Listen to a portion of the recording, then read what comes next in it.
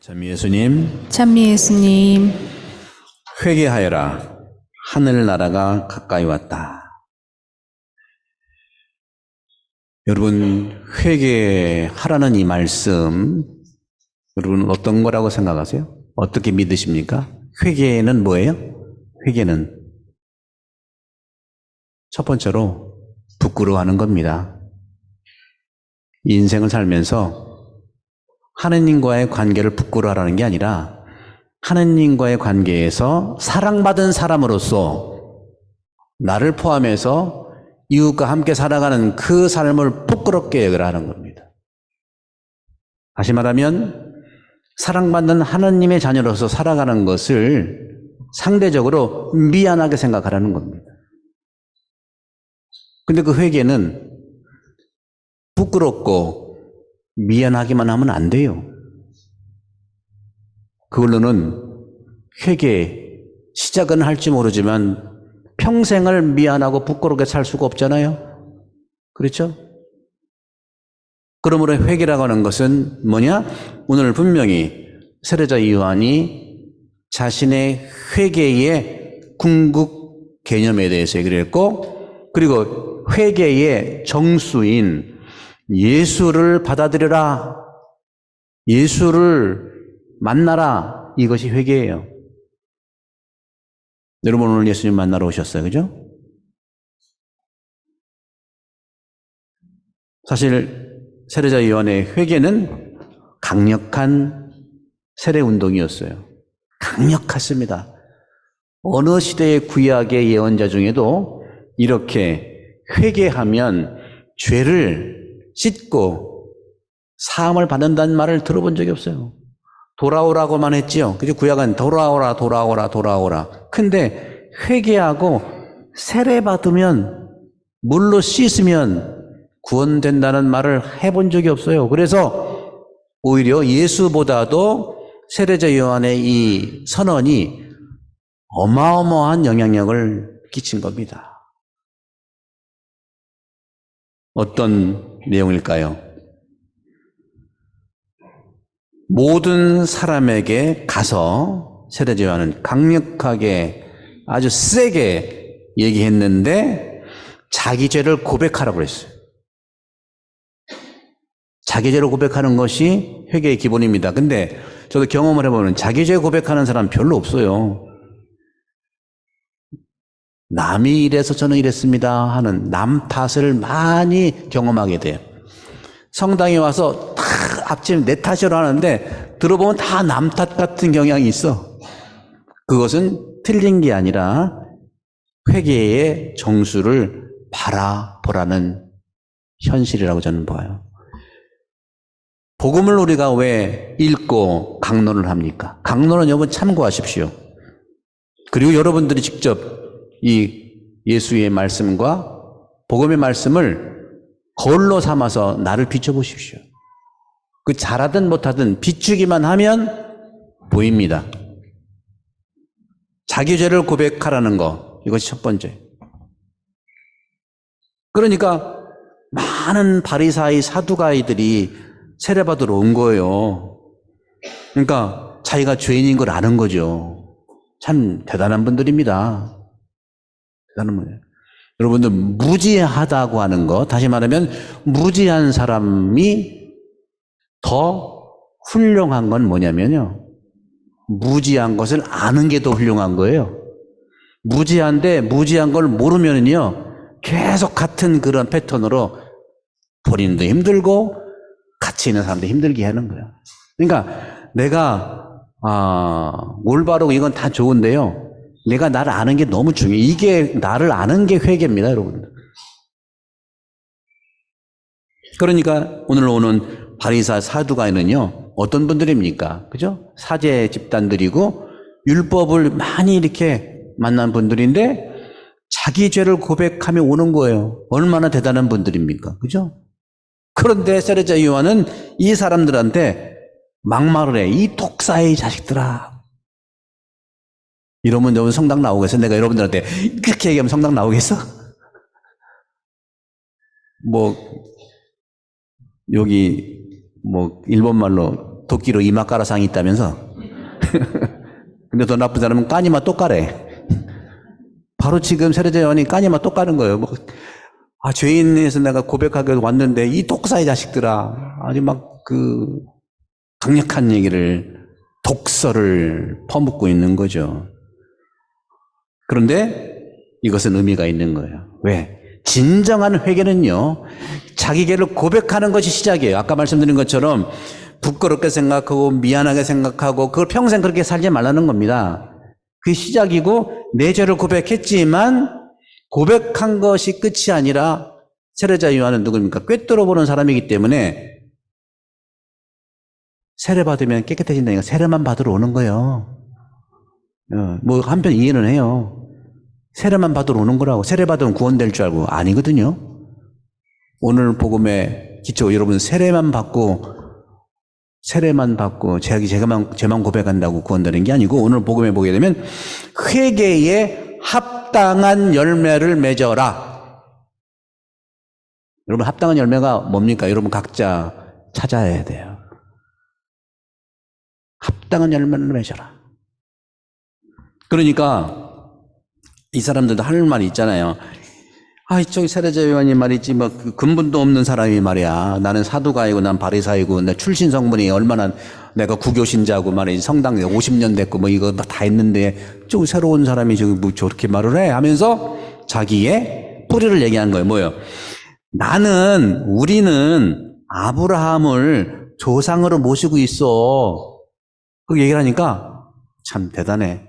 그런 말 하지도 말어.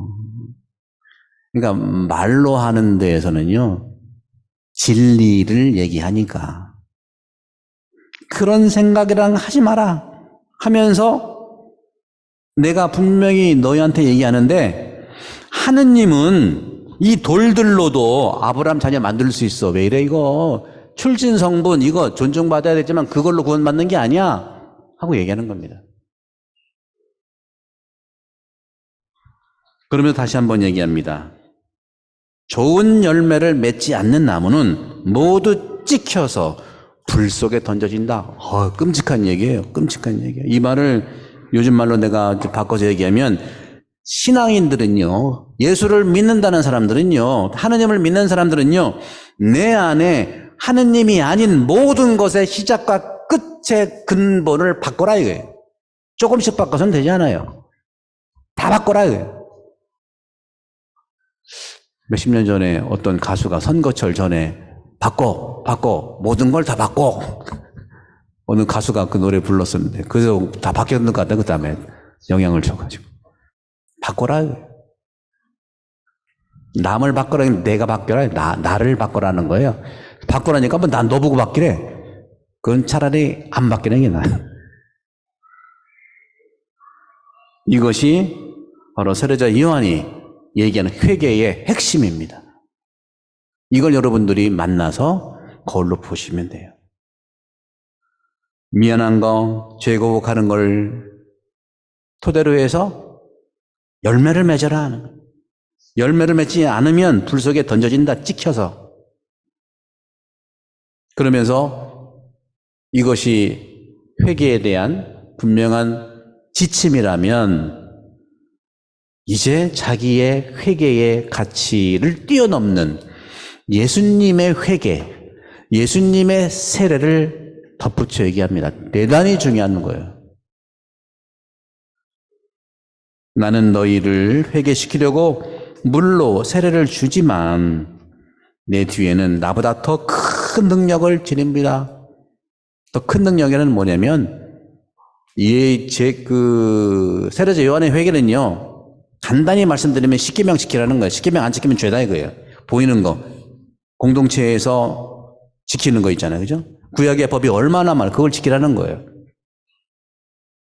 그러나 이제는 예수님이 얘기하는 것은 그거를 전제를 하지만, 예수님의 회개는요, 더 큰 능력이라고 하는 것은 더 강력하다는 것이 아니라 눈에 보이지 않는 십계명을 뛰어넘는 사랑을 살아라. 구체적으로 사랑의 세 계명을 살아라는 거예요. 내가 너희를 사랑하지 서로 사랑하라는 거예요. 마음이 가난해서 행복하다는 예수님의 행복론을 살아라는 거예요.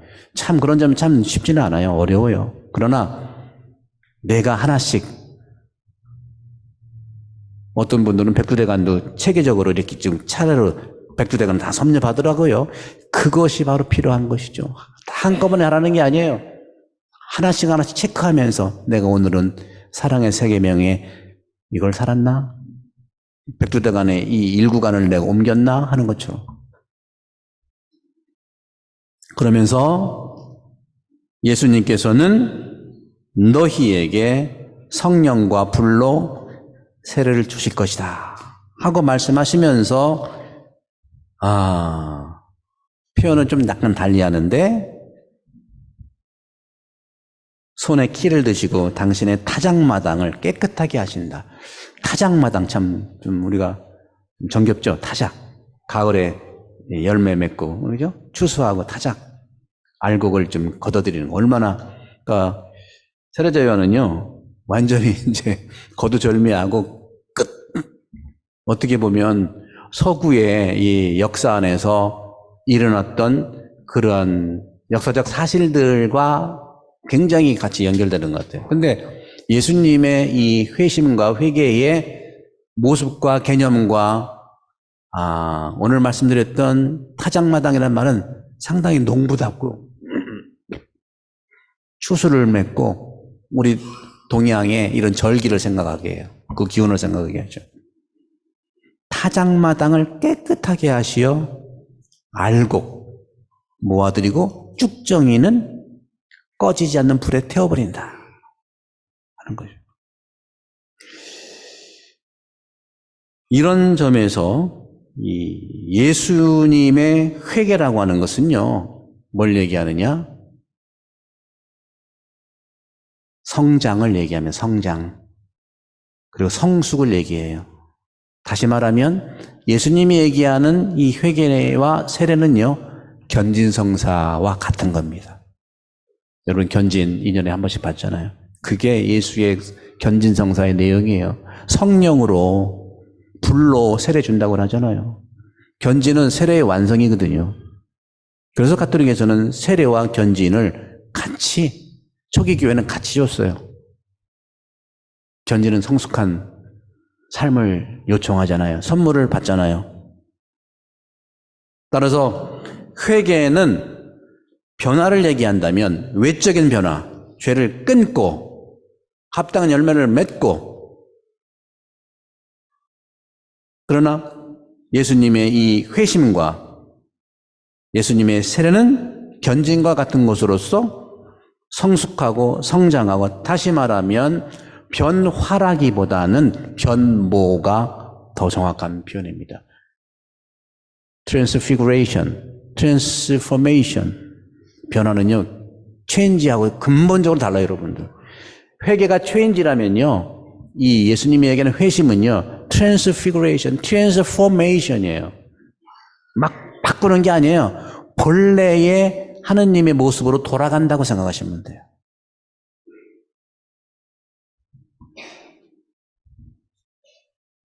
저도 이런저런 경험을 해보면, 그러면 예수님의 이 성령 세례를 받은 분은 어떠한 태도의 삶을 살까? 오늘 제1독서에 잘 나와 있어요. 제1독서에 보시게 되면 주님의 영이 머물고 지혜와 슬기의 영, 경륜과 용맹의 영, 지식의 영, 주님을 경외한다. 그러면 영을 받은 사람, 성령 세례를 받은 사람, 견진성사를 받은 사람은 어떻게 살아야 되느냐? 지침이 정확해요. 내가 싫어하는 사람과 같이 지내라 이거예요. 내가 제일 미워하는데 나의 원수인데 같이 지내야 되지 않냐. 그게 성장과 성숙이에요. 톨스토이는요, 안나 까레니나라고 하는 이 소설의 가장 첫 번째, 이 책을 누구한테 봉헌합니다 하는 말 있잖아요. 그 부분에 뭐라고 했냐면, 불행한 가정은 어떠한 경우든지 그 이유가 다 다르대요. 불행하다는 이유가 다 다르대. 똑같지 않아.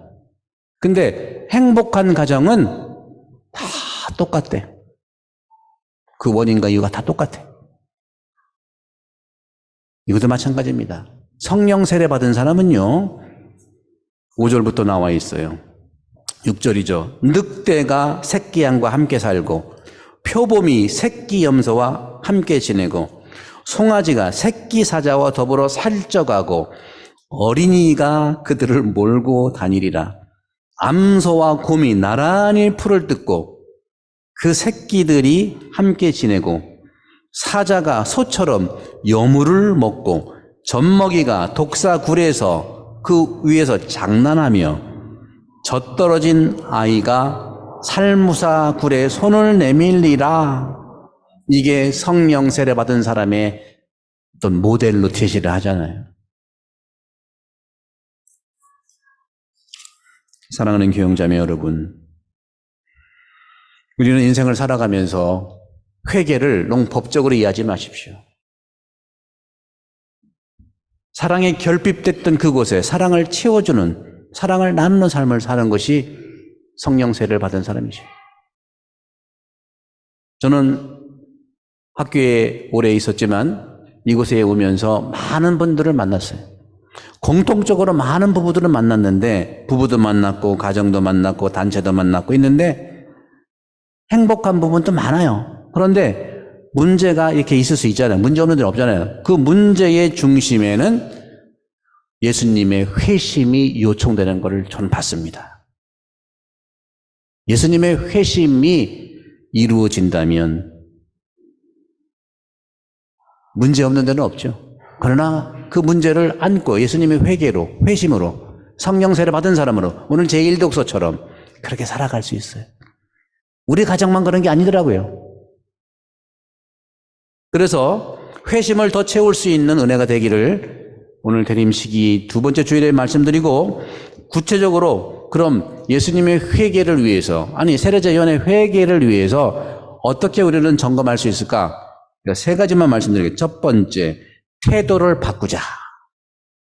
어떤 태도? 내가 나에 대한 태도, 내가 상대방에 대한 태도, 가족에 대한 태도, 태도를 바꾸십시오. 내가 어떤 태도인지는 알아야 되잖아요. 그죠? 나를 자세히 들여다보자는 거죠. 한번 들어보자는 거죠. 가족들 안에서도 아이들한테 아빠 태도가 어땠어? 한번 묻어보고. 다 충격받지 마시고. 두 번째, 마음을 바꾸십시오. 불편했던 마음도 있을 수 있겠고요. 그죠? 힘들었던 마음도 있을 수 있겠고, 욕심도 있을 수 있었겠고, 악착같이 일했던 그 가치의 중심에 뭐가 있느냐? 마음을 다해서 살았던 그 중심에 뭐가 있었느냐? 궁극 중심이 뭐였냐, 나한테? 궁극 중심이 뭐였냐? 그게 돈이었냐? 명예였냐? 그냥 열심히 살았잖아요. 그죠?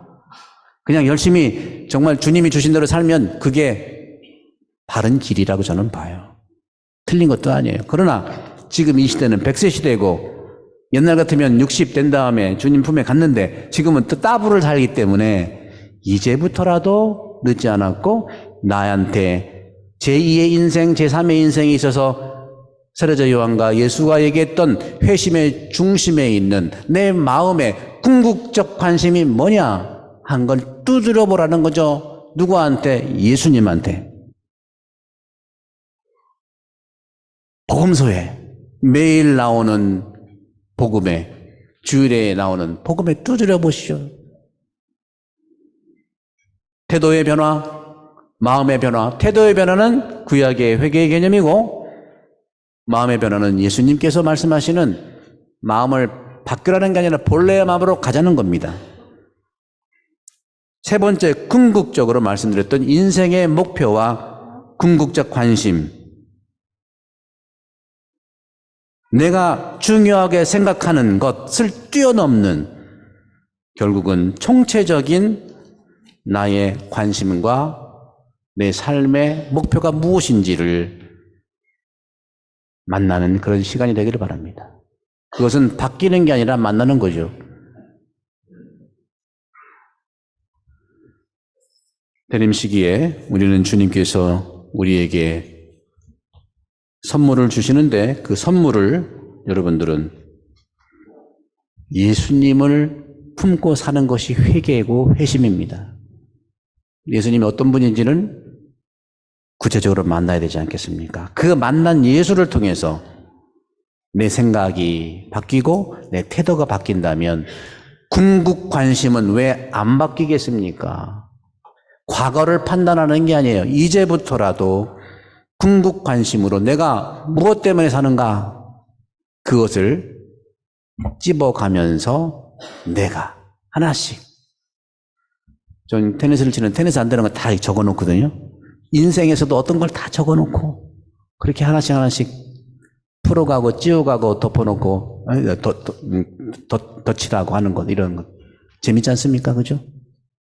그런 점에 여러분들은 행복을 살아갈 수 있는 축복이 분명히 항상 우리 가운데 있을 것입니다.